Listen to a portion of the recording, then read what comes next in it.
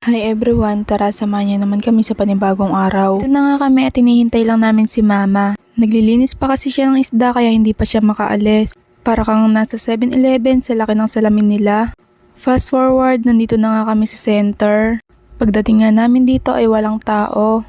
Nagmimerienda pa nga daw kaya naghintay muna kami dito sandali. Yung center nga pala dito ay sa likod lang ng school at malapit sa court. Kaya nga nung dito pa ako nag-aaral ay madalas kami dito. Dito kami dumadaan pag uwian na dahil may shortcut nga dito. Ito ang si baby, lilinga-linga mo, ang kinakabahan na. Huy, walang ganon. Ito ang si baby, tuwang-tuwa pa siya dyan, hindi niya alam may sasaksakan pala siya ngayon. Tawa now, iyak later. Dumating na nga yung tauhan ng center at titimbangin muna si baby. Parang kahapon nga kahit timbangin mo siya ay wala siyang kalikot-likot. Ngayon nga ay sobrang likot na niya at pilit pa siyang bumabangon. At 9 months nga, 10.2 yung timbang ni baby. Pumasok na nga kami sa loob at kinuha na yung card ni baby. Ito ang si baby, pinagmamasdan pa yung vaccine na inihahanda para sa kanya. Ayan nga at nakaabang na talaga siya.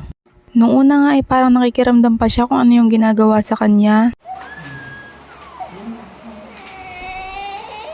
Kawawa naman. Sandali nga lang yung iyak niya dyan, maya-maya lang ay tumahan na rin siya. Tingnan niyo naman, parang walang nangyayari. Kumuha nga lang ng tape yung nag-vaccine sa kanya at itetape pa yung bulak. Ikaw yung nanay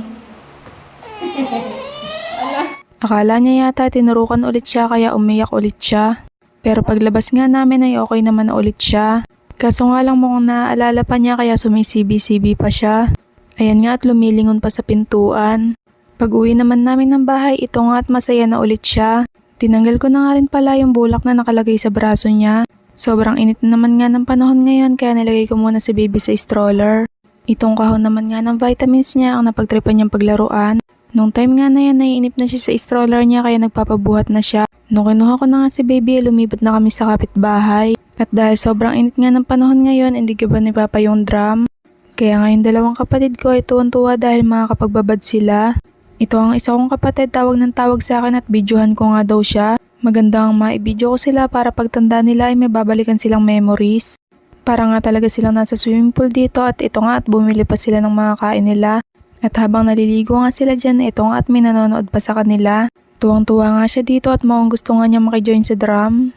Bandang hapon na nga ito at lumabas nga kami para bumili nga ng buko.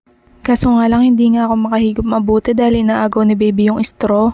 Pilit nga siya nakikipag-agawan dyan kaya hindi ako makainom maayos. Yung tubig nga pala na pinagliguan ng dalawa kanina ay pandidilig daw sa halaman.